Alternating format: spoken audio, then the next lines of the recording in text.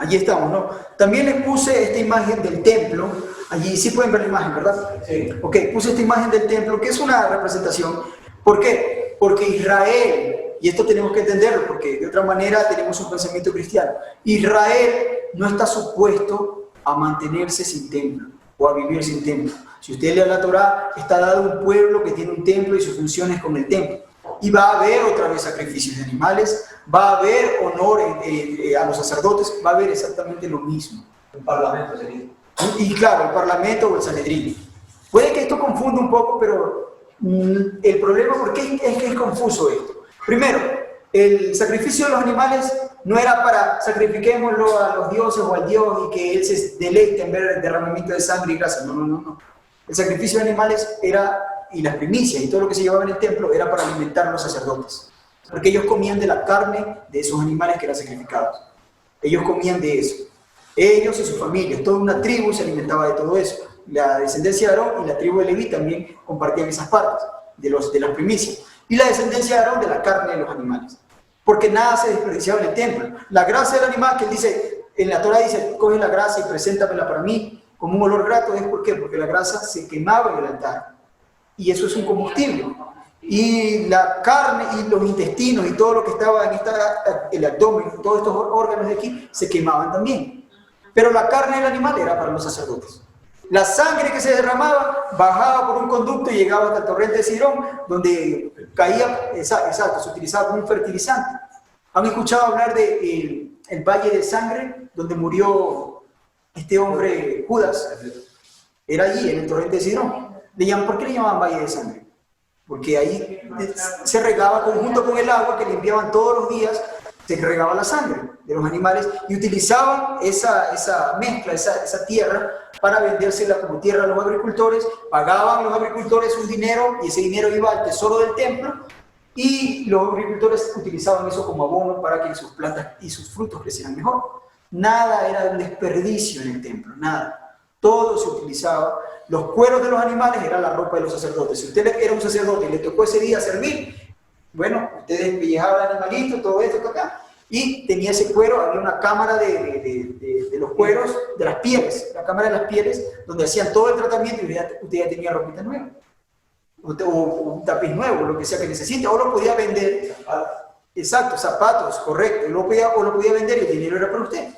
Y podía llevar comida, alimento a su casa, no solo la carne, sino también todo lo que subían a Jerusalén al templo. Todos los diezmos, las primicias, las ofrendas y las ofrendas que no eran todas de sacrificios de animales, sino que también habían ofrendas de harina. Y todo eso era comida para ellos. Pedían una olla así más o menos de harina, digamos ahí. ¿Y qué era lo que el sacerdote llevaba al altar? Si usted entregaba eso de sacrificio, el sacerdote solo cogía un puño y eso lo llevaba al fuego. Lo demás, comida para los sacerdotes. Esa era la ley. Esa era la ley. Usted lee el libro de Levítico y eso les dice, traigan tanto y cuando vayan a echarlo al fuego, solo tanto.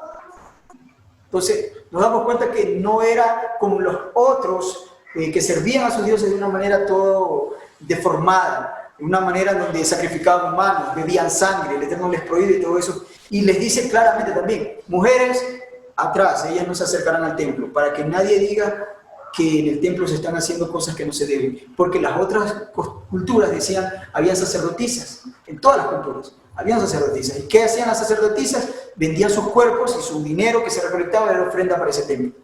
Era una prostitución. También vírgenes que también eran... Claro, o sea, ahí en la historia, cada cultura tenía algo que se presentaban allí, engendraban hijos en la primavera y 9 meses después esos niños eran echados al fuego. O sea, como una ofrenda a sus dioses. O sea, era totalmente depravado, animal, pero el Eterno les da un orden a su pueblo. Y les digo, esto tiene que volver. Esa es la primera razón por la que la gente no acepta o se les hace duro entender eso, porque piensan pero lo ven muy primitivo, que no tiene sentido lo de los animales. Claro que tiene mucho sentido, y más sentido y salud también, porque la carne que se va a comer en Jerusalén va a ser una carne degollada bajo, va a ser shehitá, se llama eso, de cuello bajo el orden que establece la Torá. Usted vaya a ver cómo hacen, no sé si se llaman mataderos o cómo tienen los camales, esa es la palabra, cómo hacen ellos con los animales, no lo hacen de una manera adecuada, es maltrato animal y esa carne irrigada de sangre por la adrenalina que el animal tiene, eso nos venden a nosotros y eso comemos. y eso a la larga afecta a la salud. Entonces, todo eso que presenta el Eterno tiene una perfección. Y aparte de que se hacía una adoración al Eterno. Porque el pueblo servía y los que comían de eso eran los sacerdotes. Cuando él dice, tráiganme esto a mí, eran los sacerdotes que comían. Y eran ellos quienes tenían la herencia porque no tenían tierra, a diferencia de las demás tribus. Y comían ellos de eso y servían todos los días en el altar. Y el pueblo hacía una adoración, una alabanza al Eterno. Mientras hacían el sacrificio continuo había música, había cánticos. Y se alababa al Eterno en el templo. Esa es la primera razón. La segunda razón por la que la gente no lo acepta, o el cristianismo no quiere aceptar lo que dice el profeta Ezequiel, es porque ellos dicen, no, es que ya el Mesías murió y se acabaron los sacrificios. Eso también es un error muy grande. ¿Por qué? Porque, primero, usted vaya a leer vaya a leer el libro de Hechos y va a darse cuenta que 10 años, 40 años después de la resurrección del Mesías, los discípulos todavía subían al templo y llevaban sacrificios animales. El ejemplo más claro es Pablo cuando le dicen que está haciendo su voto en Nazaret y no solo pagó su ofrenda, sino que también le dijeron paga las ofrendas de estos hombres, 4 hombres que también están haciendo un voto en Nazaret. Y alguien piensa que ofrenda del voto nazareo es dinero. No, vaya a leer Números 6 y cuál es número 5, cuál es la ofrenda del voto nazareo, y son 3 animales. Y él tenía que pagar 15 animales en total. 3 animales por ese voto. Entonces, se hacían sacrificios todos los días. Dice el libro de Hechos que Pablo estaba en la hora, había subido al templo a la hora de la oración, lo mismo Pedro. ¿Qué se hacía en la hora de la oración? Si no sabían. En la mañana y en la tarde. Se sacrificaba el sacrificio continuo. Un cordero en la mañana y un cordero en la tarde. Y se presentaba la harina en el altar. O sea, y la libación del vino. Sí. Ellos estaban ahí presentes mientras se hacían el sacrificio. ¿Cuál es? En Shabbat era el doble, correcto. Los días de Shabbat era el doble del sacrificio. Todos los días había esto. Y encontramos también que para derribar esa idea de que no, que el Mesías ya acabó los sacrificios, en segundo lugar, no todos los sacrificios tienen que ver con pecado. No todos. Personas piensan que el sacrificio es por pecado. A ver, había sacrificio por pecado y sacrificio por la culpa. Pero, ¿y qué hacemos con el sacrificio de Olá, que es una ofrenda de gratitud? ¿Qué hacemos con el sacrificio de Minjá, que es una ofrenda también de voluntaria? ¿Qué hacemos con el sacrificio de Shalamim, que es una ofrenda de paz, por cumplir un voto?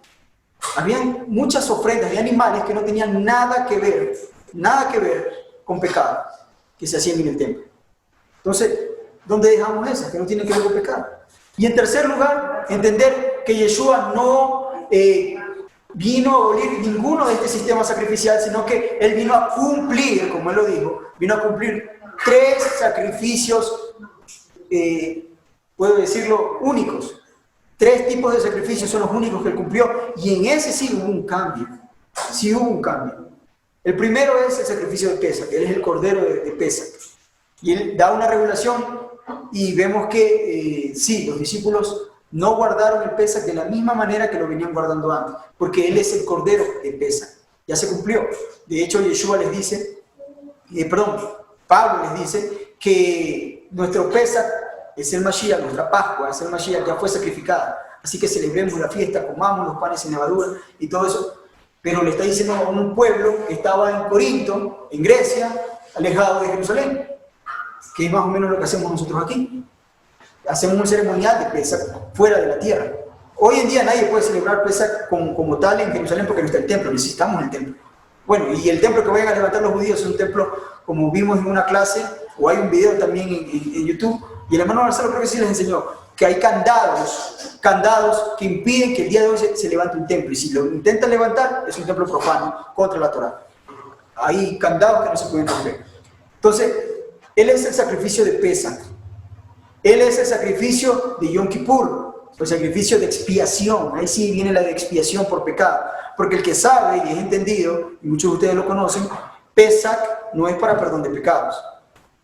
Y hay una confusión que yo le preguntaría a alguien que explíqueme cómo es que el sacerdote Juan, Yohanan le dice, he aquí el cordero de Elohim que quita el pecado del mundo. Pero Pesach, el cordero de Pesach no es para perdón de pecados. Eso hay que tenerlo claro. Era para redención. ¿Qué era lo que quitaba? ¿Cuál era el animal que quitaba el pecado? El macho cabrío de Yom Kippur. Y eso también lo cumplió el Mesías. ¿Cuál es la prueba? Y esa prueba la da la Mishnah. La Mishnah dice que 40 años antes de la destrucción del templo, Nunca más el Eterno les volvió a aceptar la ofrenda del sacrificio o la expiación del macho cabrío. Porque habían cosas que pasaban en el templo ese día especial en el año, pero 40 años después nunca volvieron a ocurrir. Jamás volvió a pasar. Resulta que el templo se cayó en el año 70. 40 años atrás es el año 30 y nos da por ahí el promedio de la muerte y resurrección de Yeshua. Nunca les volvió a aceptar, y eso lo dicen los judíos, los tanaítas que registraron en la Mishnah, que cambiaron las cosas en el templo. El Eterno nunca más les volvió a recibir un Yom Kippur. Y por eso también se destruyó el templo. Y el tercer sacrificio que el Mesías reemplaza es el sacrificio de la vaca roja. En algún momento haremos ese estudio aquí, y es para purificación, es un sacrificio para purificación de los que han tenido contacto con cuerpos muertos. Y eso todavía no se ha cumplido. Eso falta todavía que cumplir y tiene su función en la renovación de los cuerpos que hablaba el hermano. Entonces son cosas que tenemos que ir comprendiendo para que salga de nuestra mente esa idea de que no, que cómo va a haber un templo, nosotros somos el templo. Malinterpretan las palabras, malinterpretan todo porque desconocen las escrituras, desconocen las profecías. Porque si nosotros realmente es suficiente y somos el templo, ¿qué hacemos con 8 capítulos del libro de Ezequiel?